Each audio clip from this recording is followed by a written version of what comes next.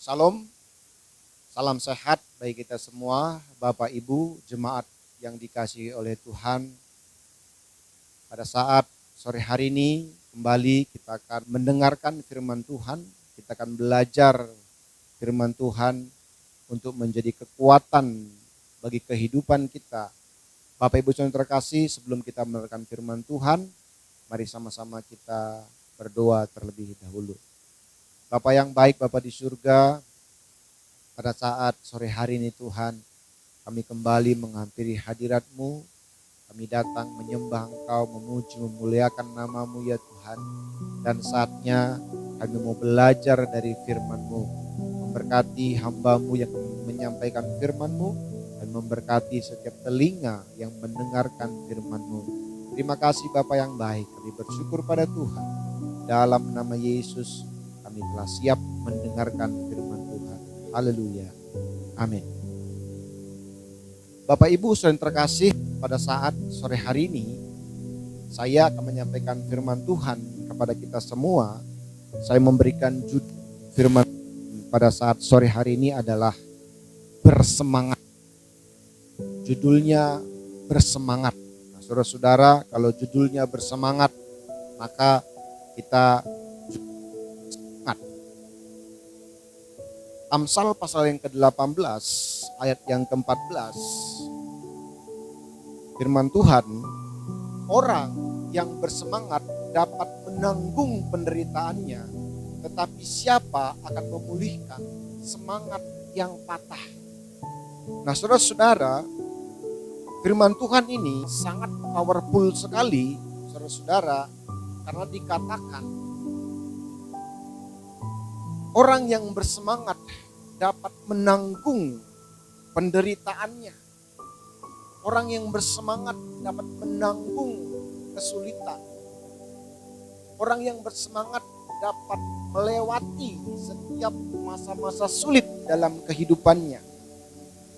Nah saudara-saudara, berbicara mengenai kesulitan, bicara mengenai penderitaan.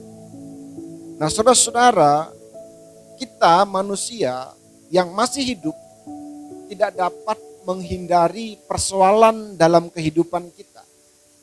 Kita tidak dapat menghindari kesulitan dalam kehidupan kita. Ada begitu banyak kesulitan yang terjadi dalam dunia ini.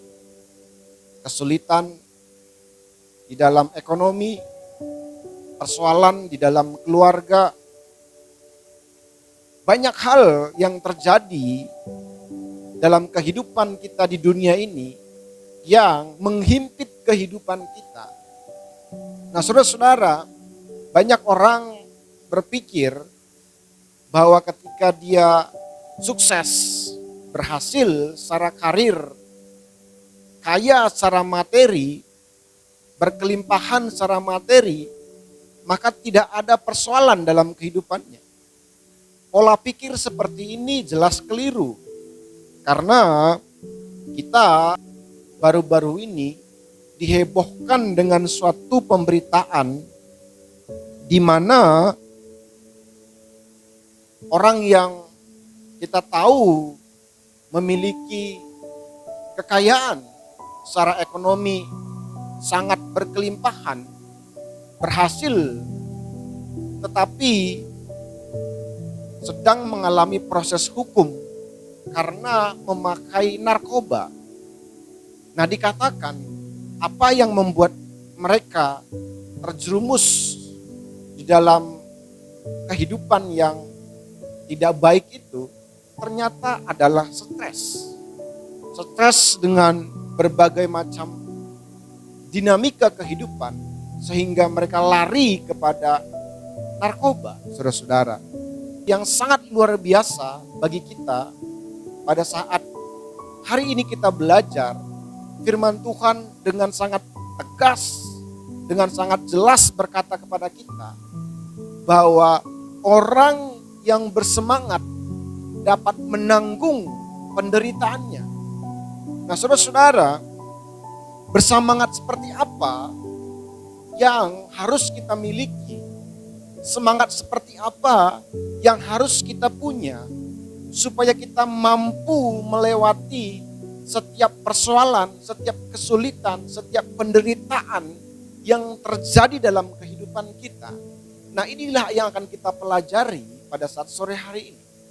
Nah, saudara-saudara, di dalam Amsal 18 ayat yang ke-14, saya akan membacakan firman Tuhan dalam terjemahan yang langsung dari bahasa aslinya, yaitu bahasa Ibrani, berkata, roh seseorang dapat menopangnya dalam kesakitan, tetapi semangat yang patah, siapa dapat menanggungnya? Nah, saudara-saudara, firman Tuhan mengatakan di dalam ayat ini, mengatakan roh seseorang. Nah, kalau kita membuka di dalam bahasa aslinya, kata bersemangat di dalam ayat ini adalah ruah. Nah, saudara-saudara, artinya roh. Jadi yang harus kita miliki supaya kita mampu melewati penderitaan, kesulitan, tantangan dalam kehidupan kita adalah semangat yang lahir dari roh. Semangat yang lahir dari roh, saudara-saudara. Manusia memiliki 3 dimensi kehidupan kita, yaitu daging, jiwa, dan roh. Nah, saudara-saudara, saya pernah menyampaikan bahwa roh selalu akan menghidupkan. Nah, sesuatu yang menghidupkan, sesuatu yang hidup, dia pasti akan bertumbuh. Sesuatu yang hidup pasti mengalami perubahan. Sesuatu yang hidup pasti akan berbuah-buah. Nah, saudara-saudara, roh adalah dimensi yang tertinggi dalam kehidupan kita sebagai manusia. Di dalam Mazmur pasal yang ke-104 ayat yang ke-30 berkata, apabila engkau mengirim rohmu, mereka tercipta dan engkau memperbaharui muka bumi. Nah, saudara-saudara, ayat ini memakai kata ruah. Nah, kata ruah di sini dipakai untuk mencipta. Kata ruah dipakai untuk memperbaharui. Nah, saudara-saudara, ini sangat luar biasa. Kalau ada roh, ada semangat dalam diri kita, maka dia akan selalu mencipta. Dia akan selalu memperbarui. Kalau kita memiliki semangat yang lahir dari roh, maka kita memiliki kekuatan yang baru untuk terus berjalan bersama dengan Tuhan. Kita memiliki kekuatan yang baru untuk terus berhadapan dengan berbagai macam persoalan dalam kehidupan kita. Dan kita terus berjalan dalam jalan-jalannya Tuhan. Kata yang sama dipakai di dalam Ayub 33 ayat yang keempat. Dia juga memakai kata ruah. Roh Allah telah menjadikan aku, dan napas yang maha kuasa menghidupkan aku. Nah, saudara-saudara, nah kata ruah di sini dipakai untuk menghidupkan. Nah, itulah sebabnya saudara-saudara, apa yang harus kita miliki untuk kita dapat melewati kesulitan, untuk kita dapat melewati masa-masa yang sukar dalam kehidupan kita. Kita harus memiliki semangat yang lahir dari roh. Semangat yang lahir dari roh, saudara-saudara. Karena roh akan memampukan kita. Karena dia punya daya cipta. Dia punya daya juang. Kata roh, kata semangat yang lahir dari roh, dia akan menghidupkan semangat kita yang mulai mungkin pudar, semangat kita yang mungkin mulai patah, semangat kita yang mulai layu. Saudara-saudara, kita perlu dicas kembali oleh roh sehingga kita terus akan tetap bersemangat di dalam. Ada satu tokoh di dalam Alkitab yang dipakai Tuhan dengan begitu luar biasa. Seorang nabi yang bahkan dapat membangkitkan orang mati. Tetapi ada satu masa dalam kehidupannya, dia mengalami ketakutan yang begitu luar biasa. Semangatnya menjadi patah, saudara-saudara, yaitu Elia. Dalam 1 Raja-Raja pasal yang ke-19 ayat yang kedua sampai dengan ayat yang ke-11. Nah, saya tidak akan baca ayat ini semuanya, tetapi isi dari ayat ini adalah menceritakan bagaimana kehidupan Elia yang mengalami ketakutan sampai ia berkata ingin mati saja. Nah, saudara-saudara, apa yang membuat Elia begitu mengalami ketakutan? Apa yang membuat Elia semangatnya menjadi patah, saudara-saudara? Nah, yang pertama yang membuat semangat Elia menjadi patah adalah ia diintimidasi oleh ketakutan. Jadi apa yang membuat semangat kita menjadi patah, semangat kita menjadi berkurang, itu adalah kita membiarkan diri kita diintimidasi oleh ketakutan.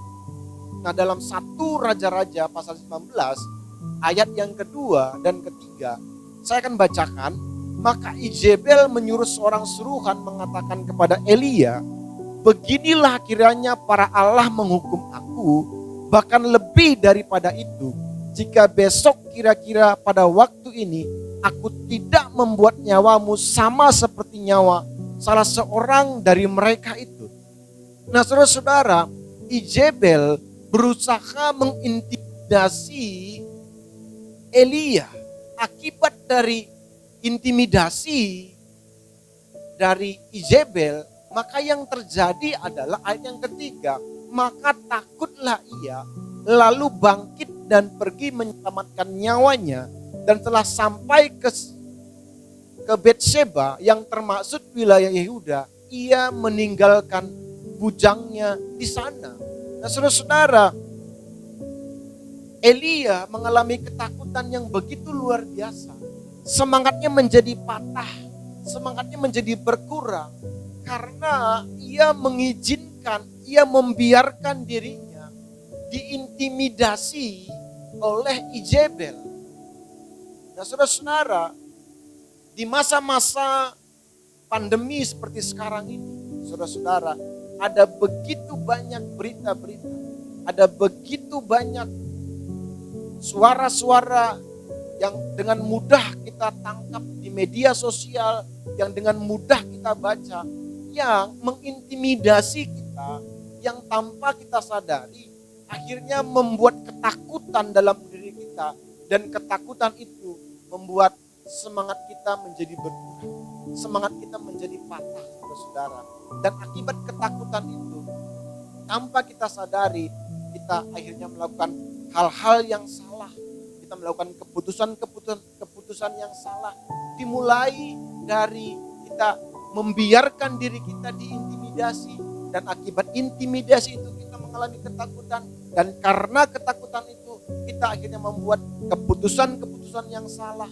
Kita membuat hal-hal yang akhirnya merugikan diri kita, saudara-saudara. Yang kedua, apa yang membuat Elia semangatnya patah? Yang kedua, merasa sendiri. Nah, Elia merasa sendiri, saudara-saudara. Ayat 10 berkata, jawabnya, aku bekerja segiat-giatnya bagi Tuhan, Allah semesta alam. Karena orang Israel meninggalkan perjanjian, meruntuhkan mezbah-mezbah, dan membunuh nabi-nabimu dengan pedang. Hanya aku seorang dirilah yang masih hidup, dan mereka ingin mencabut nyawa. Nah, saudara-saudara, Elia merasa sendiri. Nah, saudara-saudara, merasa sendiri adalah sifat lahiriah dalam kehidupan, dalam diri kita sebagai makhluk hidup, sebagai manusia.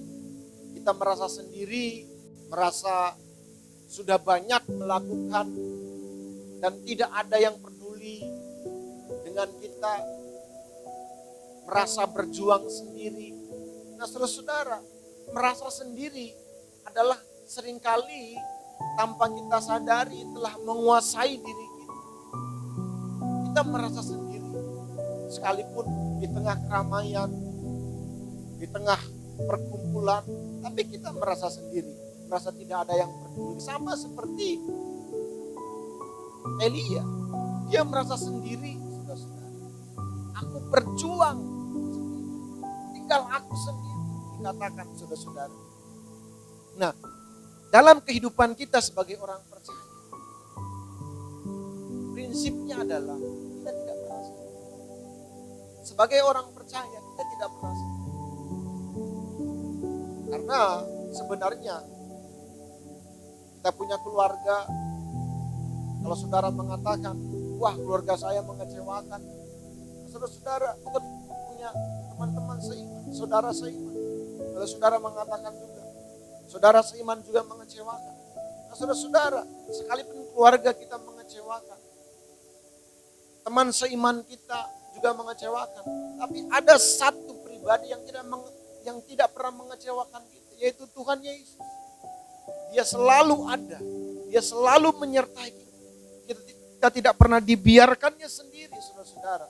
Nah, itulah saya tadi mengatakan bahwa pada prinsipnya kita tidak pernah sendiri dalam kehidupan kita. Karena ada selalu Tuhan menyertai kita. Nah, saudara-saudara, yang ketiga, apa yang membuat semangat dari Elia menjadi patah? Yang ketiga adalah merasa sudah gagal. Elia merasa sudah gagal. Ayat yang keempat berkata, tapi ia sendiri masuk ke padang gurun sehari perjalanan jauhnya. Lalu duduk di bawah sebuah pohon arar. Kemudian ia ingin mati, katanya. Cukuplah itu. Sekarang ya Tuhan, ambillah nyawaku. Sebab aku ini tidak lebih baik daripada nenek moyang. Nah, saudara-saudara, Elia berkata, cukuplah, ambillah nyawa. Nah, Elia merasa sudah gagal. Dia merasa sudah gagal untuk membawa bangsa Israel berbalik kepada Tuhan. Elia merasa sudah gagal, saudara-saudara. Nah, saya setuju dengan sebuah pernyataan yang dibuat oleh John Maxwell dalam bukunya berkata bahwa sebagai orang percaya tidak ada kegagalan dalam kehidupan orang beriman. Tidak ada kegagalan dalam kehidupan orang beriman, melainkan pembelajaran. Jadi John Maxwell mengatakan bahwa tidak ada kegagalan dalam kehidupan orang beriman, melainkan pembelajaran. Nah, saudara-saudara, saya sangat setuju dengan apa yang dikatakan oleh John Maxwell. Karena sebenarnya dalam kehidupan kita sebagai orang percaya, kita tidak pernah gagal. Saudara-saudara, hidup ini sama seperti pelari estafet. Jika tujuan jaraknya adalah 1,6 km, maka tidak semua harus berlari sampai tujuan atau sampai finish. Saudara-saudara, kita hanya perlu berlari sekencang mungkin, sekuat mungkin, sesemangat mungkin untuk sampai pada titik di mana kita harus berlari.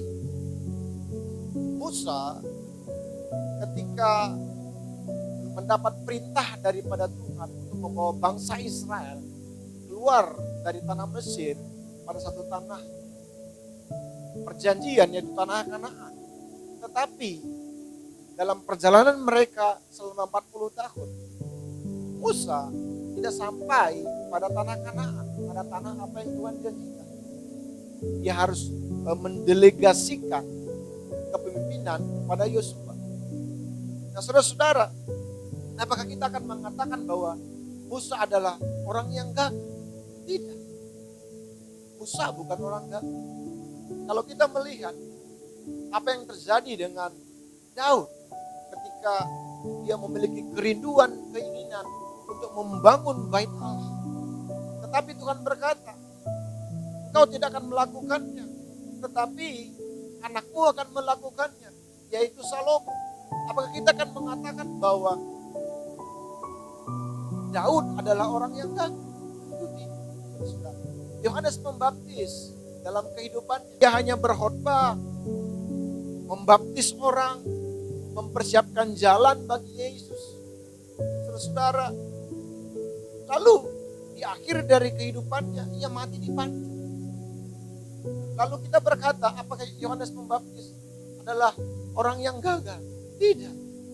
Mereka adalah pahlawan-pahlawan iman. Mereka adalah orang-orang yang hebat, yang telah berjuang dengan semangat untuk sampai pada titik di mana mereka harus berlari, di mana mereka harus berjalan sampai pada titik yang Tuhan inginkan dalam kehidupan mereka. Dan setelah itu selesai. Mereka bukan orang-orang yang gagal. Mereka adalah pahlawan-pahlawan iman yang sampai sekarang kita belajar dari kehidupan mereka. Saudara-saudara, Elia tidak memahami, Elia tidak menyadari bahwa Elia hanya perlu mengerjakan dengan sekuat tenaganya apa yang Tuhan perintahkan. Masa-masa sukar seperti sekarang, saudara, tantangan kita pun tidak biasa seperti biasanya kita menghadapi, saudara. Kita menghadapi tantangan yang berbeda di saat sekarang ini. Maka kita perlu bersemangat untuk bisa melewati itu semua. Milikilah semangat yang lahir dari Roh. Jangan biarkan kita diintimidasi oleh ketakutan. Jangan membiarkan semangat kita patah oleh karena kita merasa sendiri.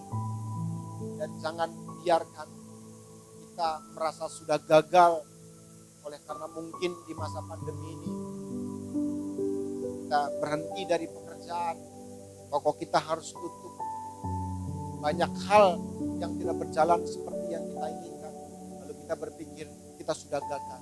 Tidak, kita tidak gagal. Orang percaya tidak ada kegagalan dalam kehidupan ini. Kita harus terus bersemangat, terus berjalan bersama dengan Tuhan, karena kemenangan pasti ada di pihak kita, orang-orang yang percaya. Demikian firman Tuhan saya sampaikan kepada kita semua. Tetap semangat dan jangan kendor di dalam. Mari sama-sama kita menundukkan kepala dan kita berdoa. Bapa yang baik, terima kasih. Kami bersyukur Tuhan buat sore hari ini kami telah beribadah kepada Tuhan, sekalipun kami beribadah secara online, live streaming, karena kami tidak dapat ibadah tatap muka mengikuti anjuran peraturan dari pemerintah yang ada. Bapa yang baik, hamba-Mu berdoa untuk setiap umat-umat Tuhan dimanapun mereka berada, apapun keadaan dan situasi yang mereka alami. Kami berdoa biarlah tangan kasih-Mu Engkau ulurkan bagi mereka, melawat mereka, menjamah mereka Tuhan yang berbeban berat, Tuhan memberikan kelegaan. Mereka yang sakit Engkau sembuhkan Tuhan. Mereka yang membutuhkan terobosan yang baru, Tuhan buat terobosan yang baru dalam kehidupan umat-Mu. Tuhan Kau berkati setiap umat-Mu. Dalam nama Yesus, dalam nama Yesus. Bapa yang baik, kami tak lupa Tuhan berdoa untuk bangsa dan negara kami Indonesia, dari Sabang sampai Merauke. Tuhan Kau memberkati bangsa kami. Masa-masa pandemi ini Tuhan, bangsa kami mengalami pergolakan, masa-masa sulit yang dialami oleh bangsa kami. Tidak sedikit orang yang mencoba memanfaatkan untuk kepentingan pribadi mereka, untuk kepentingan golongan mereka, bahkan untuk kepentingan politik mereka. Kami berdoa dalam nama Yesus, biarlah tangan kasih-Mu yang terus bekerja, menopang bangsa kami, sehingga bangsa kami menjadi bangsa yang damai, menjadi bangsa yang tentram Tuhan. Kami menyerahkan Indonesia dalam tangan pengasihan Tuhan. Berdoa buat Presiden kami, Wakil Presiden, para menteri dan seluruh jajaran kabinet yang ada, memberikan kekuatan bagi mereka, hikmat-Mu turun dalam kehidupan mereka, sehingga kebijakan-kebijakan yang mereka buat adalah kebijakan-kebijakan yang berasal daripada Engkau. Berkati gubernur kami, memberkati mereka, biarlah Kau berikan hikmat kepada mereka untuk mampu mengelola kota kami menjadi kota yang lebih baik lagi. Terima kasih Bapa yang baik. Terpujilah Tuhan Engkau untuk selama-lamanya. Dalam nama Yesus kami berdoa mengucap syukur. Haleluya. Anugerah dari Allah Bapa di surga, cinta kasih dari Tuhan Yesus Kristus, serta persekutuan yang indah bersama Allah Roh Kudus, itulah menyertai kita, memberkati kita. Mulai pada saat sore hari ini, besok, lusa, bahkan sampai Maranatha. Terimalah berkat Tuhan dalam nama Bapa, Anak dan Roh Kudus, dalam nama Tuhan Yesus. Haleluya. Amin. Sebab Engkau satu-satunya Tuhan yang tak tertandingi oleh apa